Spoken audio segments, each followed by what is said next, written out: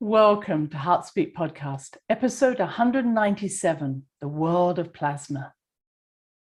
Well, hello there, wherever you are in the world, you are welcome and it's good to be with you. Today we're going to talk about plasma. Now, this is not the same as the liquid that contains all the cells for your bloodstream that flows around the body. Here we're talking about the fourth state of matter, something that has intrigued me for some time, but is becoming more important in our world if we're to understand who we are as light beings and what is our general makeup. I became interested in this particularly when I was watching some of the videos of Gina Colvin Hill. You may wish to see these. And she has picked up on videos or images that appear from all around the world of, it seems to be a plasma, a material that is changing within our atmosphere as you watch the video. And it is very understandable when you look at this that yes, something's happening here. Of course, people want to see it as well. It was raindrops on her lens or the lens of the camera that was taking the pictures. But I advise you to look and see what's going on, what's happening here. And maybe through my podcast, I'll be able to explain a little bit more to you so that when you watch this, you'll say, that's what's going on. And then recently, someone who I respect has written a book, Robert Temple. His book is known as The New Science of Heaven, and he's talking about plasma. And so it really encouraged me to say, okay, I need to write or talk about this because I've known about plasma, as you have, for a long, long time. We call it ether, we call it chi. We've known about this energy, but perhaps we've seen it as something that surrounds us. We call it our etheric body. Or we've seen ourselves passing chi to someone or moving chi around between our hands. But this chi is not limited to our environment, our immediate environment. In fact, scientists would now say plasma is 99% of the known universe. 99%. So only 1% is what we call atomic or material. The other 99% is subatomic, made up of electrons, ions, protons. This is the world in which we are moving every day. And as I was reading Robert Temple's book, he says that the material world, or the fact that we actually consider ourselves material beings, you know, you can knock on me and I will feel it and it feels hard, is almost an anomaly in the universe. Isn't that amazing? Our materialism, the fact that we see something as solid, is an anomaly. And that is something we want to, and I don't know if we can even start to explain, why is this anomaly appearing? And I'll give you some ideas on this. But if you want to see it another way, how do we see this fourth state? We say that you could take a block of ice, and that block of ice, you could not put your hand through that block of ice, but when you heat it, it becomes water. All we've done is move the atoms, the molecules apart. Now you can put your hand through that water. And then you say, well, I can't make it disappear. Oh, I can if I just apply more heat.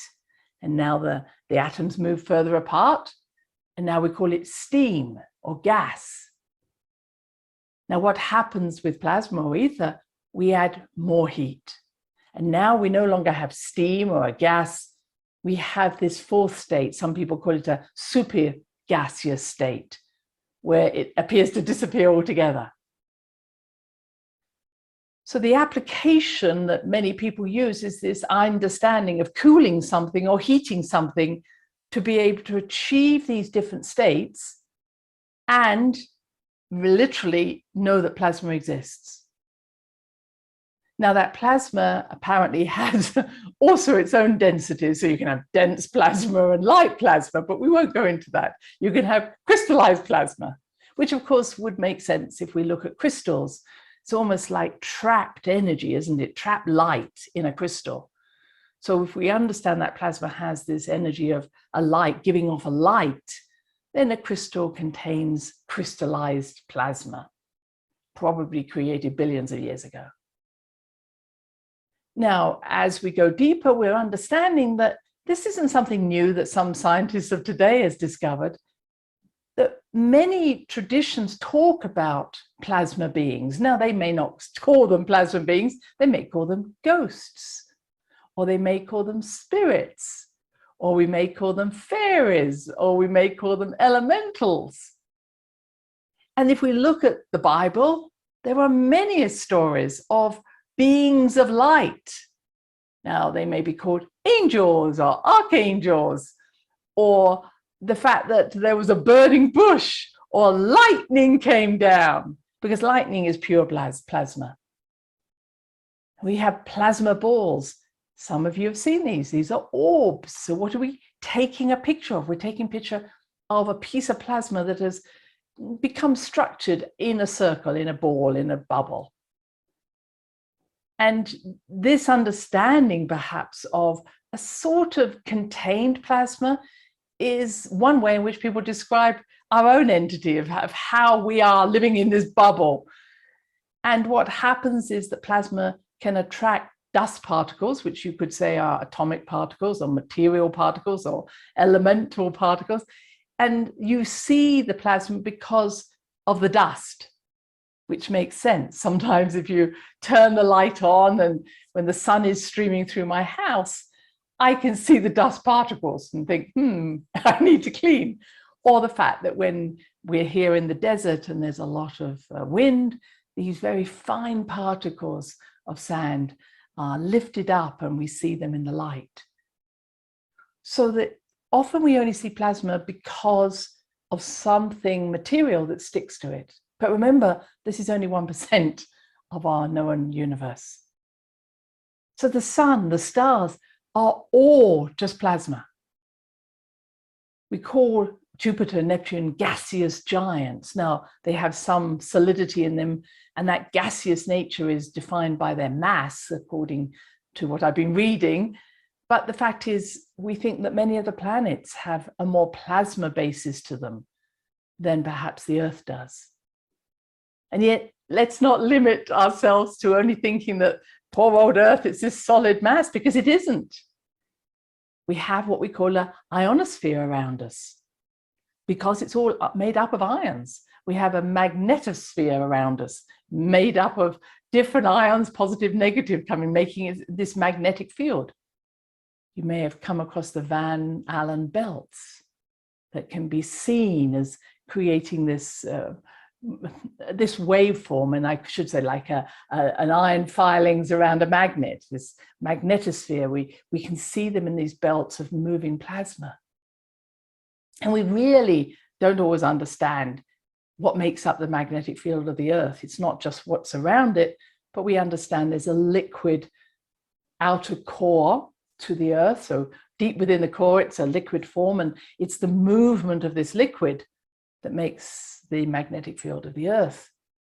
But is that plasma? Is it liquid? I mean, have we looked at it in any other way than our understanding of what is solid, what is liquid, what is gas? Do we look for plasma? So when we start to move in these directions, we're understanding that this, as I say, having a material world, a solid world, is an anomaly. Now, if we look at our own bodies, we start to understand that, yes, I have what we call a physical body, but hey, it could just be like that piece of ice, that if it was heated, it would not be so solid. And then the next level out, which is what we call the subtle bodies. So you have what we call an aura, made up of what we say 6 subtle bodies at least. And that first layer out is called the etheric body. And the etheric body, I've always seen as the blueprint to the physical body. And I like to align it to the fact that if I turn the light on outside at night, all the moths gather around that light until we would say there's just a ball of moth. But if I switch the light off, the moths disperse, and we see, that this was just a ball of moth held together by that light. So I like to perceive that our physical form is only held in space, or in place, I should say, because of the etheric body. And this we know to be true, that when someone dies, it's at the level of the etheric body it breaks down, and therefore the physical body cannot survive.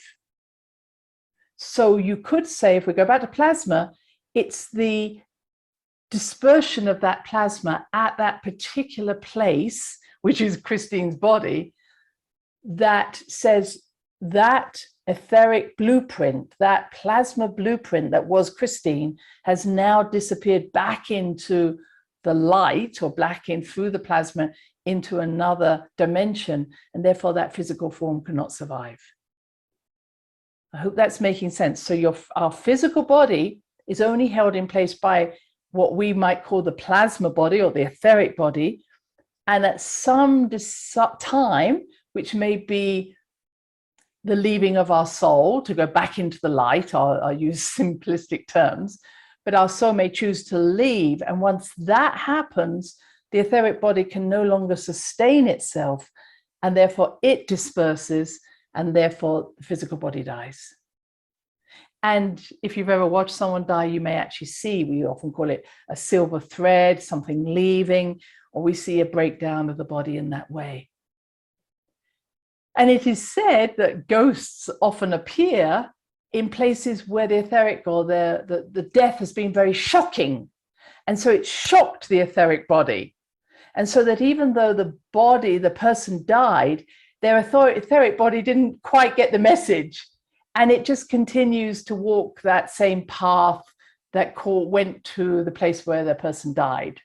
It often says that Anne Boleyn's ghost walks in the Tower of London. But when you watch an etheric body ghost, it starts to get smaller and smaller and smaller over years, because that etheric body eventually will disperse.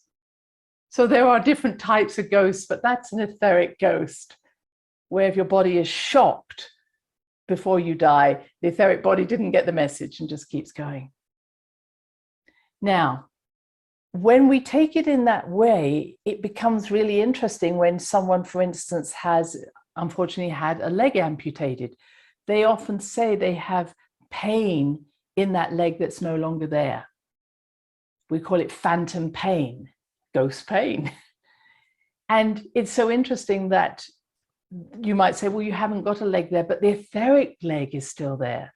And I've certainly worked with healers who have worked on the etheric body of that leg to ease the pain, because again, it's almost like the message didn't get back to disperse that etheric. So you can actually use sound, or you could use healing on an area that is no longer there to bring healing to the body. At the same time, I'll just finish on my story of the etheric body, that we know that, for instance, a salamander that regrows its tail, this occurs because the blueprint, the etheric body of that tail, is still present. So potentially, if we know and work with our own etheric body, we could grow any organ back because the memory is still there. Fascinating work. So we move from that understanding of the etheric body and how powerful it is to understanding ourselves as light beings. Now, this isn't in the same spiritual light beings, but each of our cell is expressing what we call a biophoton, or biophotons. So every cell has its own little light within it. Now, this isn't the same as bioluminescence, which you might see in fireflies or others. This is literally that we have a light shining out, if we could read it, from each of our cells.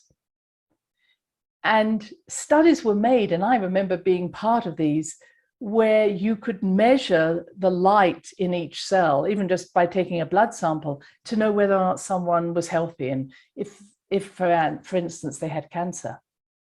And you could pick up cancer very easily in the whole body by taking just a blood sample.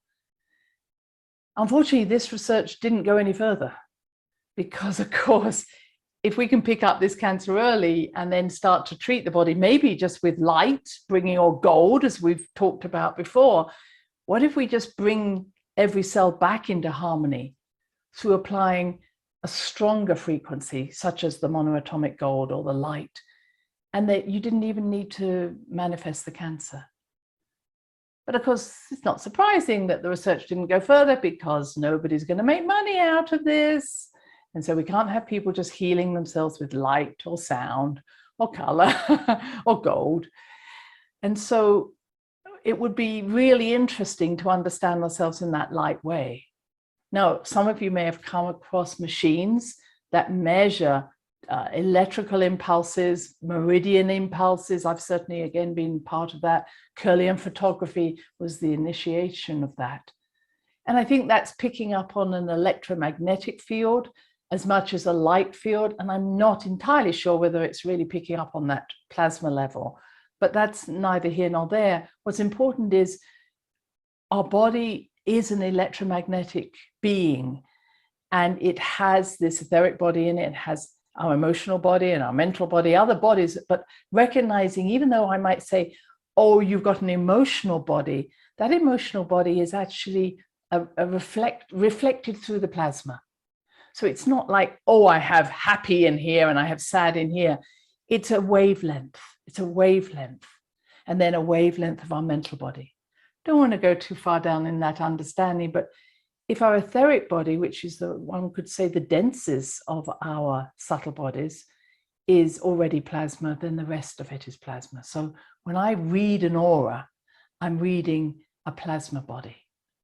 And what I've always said as I was teaching around auras, when people would say, I'm closing my aura or my aura, you know, that's fine when we're talking about the etheric or the astral, mental, or so even the soul level. But once we move into the spiritual or the universal aspects of our aura, there is no separation between me and the universe. I mean, this is plasma. So you can't actually close your aura, because if you did, you would no longer exist because you are a universal being. So we've talked about biophotons and the importance of healthy biophotons. And if only we could measure when perhaps our light was not as strong as it used to be, we could actually bring healing at a much earlier rate. We talked about our etheric body and understanding that this is working through plasma. And maybe one of my last pieces I want to talk about is really talking about elementals. Because what I've come to understand is that we live in a world where we have 4 elements. All right, now I'm coming back to the material level. We have earth, air, fire, and water. Now, I say material, you couldn't necessarily call them material. They are frequencies of energy: earth, air, fire, water. And the 5th frequency of energy is ether. Back to that again. And when I was doing my studies on 2012, I was told that the Maya considered this new world that we were entering into in 2012 was the world of ether. And again, that made me study more about, well, what were they trying to say? And what they're trying to say is we are entering into a plasma world. We're understanding ourselves as light beings that are interacting with plasma. And ether in itself is seen to be a synthesis of those 4 elements: earth, air, fire, water. So it's like the transformer of those elements. So everything exists as one of those 4 elements, or one or more of those 4 elements. But what brings it together is ether. What brings them together is plasma. All right. So how does this happen? I have to be very simplistic here and say that let's imagine that plasma is this template, or it's like something in which you could impress an intention into. I often think it's like putting your fingers in dough, something you might say, okay, now I've put the impression in, put my finger into dough, and it leaves the impression of my fingers. So plasma is malleable. I mean, I'm creating it a little bit like a sheet, but it isn't a sheet, it's everywhere. But let's just say it's a sheet. So that when I impress on that plasma a certain intention with my words and my breath, that plasma holds that intention, and in holding that intention, it attracts towards it the 4 elements I've spoken about: earth, air, fire, water, and then behind that, the minerals that relate to those 4 elements, until we have what we call a material world. So first there is me as a light being. And again, I'll use that as spiritual being, a light being, whatever you want to call. And as a light being, I send out an intention, which is a frequency plus the word. So we often say, in the beginning was the word, or in the beginning was the breath.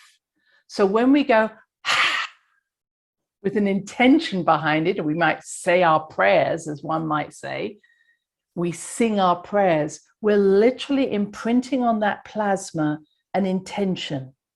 And the plasma has the ability, just like our etheric body does, to hold that intention and then attract towards it everything within the world of matter to create that into a reality. Everything we see around us is expressed intention through the power of plasma. Okay, so there is nothing solid. It's only solid because that plasma, that piece of plasma, like the etheric body, is holding that intention. Do you remember when I said switching off the light meant the moths disperse? So as long as I hold that intention on that piece of plasma, that reality will maintain itself. When I change my beliefs, because it's all at the level of beliefs, when I change my belief, which is really saying I change my focus, I no longer hold that intention, I move it somewhere else, then that plasma can no longer hold that intention. It returns back to its very fluid state, we could say, and that reality no longer exists. All right, hold this thought. And so I come to my final piece, which is, I believe elementals, and we might call those fairies, but we might also call them giants. We might call them shining beings, angels. They have so many different names. I believe that, again, we could call them spirit beings, nature beings, but that what this being does, it again sends its intention into the plasma, which holds the intention, magnetically attracts towards this, those materials to create something physical in that intention. And then we say there's a reality. So I might say, I saw a fairy, or I saw a giant, or I saw a ghost. What I'm actually seeing is a manifestation of an intention. And it may be that I resonate at that time with that intention, say, oh, I like fairies, there's a fairy. Once either I stop looking for fairies, or something, I change my attention, or maybe the light being changes attention, that fairy disappears. And I think this is why people talk about seeing UFOs or seeing ETs. You put your intention out, it develops. Take your attention away, is it still there? I've certainly seen that in crop formations that appear in the crops. People have said, I put out an intention and there the intention, I saw this crop formation appear. This is the work of magicians. This is the work of psychic surgeons. I heard how they would create an image so that people believed they were healed. People have been doing this for years, or lifetimes. Now, you might say, well, great, this is magic tricks. My final piece I want to say is, I think these elementals, these light beings, these angels are showing us this trick. They're saying, your intention is creating your reality. If you choose not to create that same reality, stop thinking that intention. Focus somewhere else. Now, it's not enough to say, I'm going to be positive, think positive thoughts. Because when you're thinking positive thoughts, you're actually only doing them so you don't think negative thoughts. You literally have to change completely your thinking. as we might say, go and fish in a different area of the lake. Stop focusing on that same place. So if you don't like your creations, stop thinking it. And you might say, oh, it's not as easy as that. No, because often we'll say that I'm attached to that belief system, I'm attached to that story, I'm attached to that trauma. Who would I be if I was not attached to that? If I didn't identify with that? This is why my teaching is so much about, not just about creation, but how do we live with mystery? How do we live within the unknown, where we have absolutely an amazing possibility surrounding us? In other words, how do we live within the ocean of possibilities and make healthy choices as to what to create next? Because that's all it is. That's all our world is about. It's not a manifested world. It's only a manifested world because that's where we're paying our attention. What I believe the light beings are trying to show us, the elementals, the angels, are saying, stop playing small. You know how to do this. You created your reality, literally, not from a blame or shame, but it was somewhere you wanted to focus. What we've forgotten is how to stop focusing on an area. We've forgotten how to move back through the plasma to the place of nothingness. And that's what they're trying to teach us. They're trying to raise our consciousness to a place where we stop playing small, we stop playing from fear, we stop playing in this material world and say, I can manifest anything I want, because that's how the universe works. Until next time. Bye-bye. Thanks for listening to the HeartSpeak podcast with Dr. Christine Page. Please check out all HeartSpeak episodes in the podcast archive section on www.christinepage.com. HeartSpeak is also available on iTunes, Spotify, Google Podcasts, Sticher Radio, and now playing on Amazon Music and iHeart Radio. You can also watch the archive podcast on Christine's channel, on YouTube, and now on Rumble. Connect with Christine on Instagram, LinkedIn, and Facebook, including her newest Facebook group, The Great Mother Calling. Do share with family, friends, colleagues. Join us next time for another edition of HeartSpeak.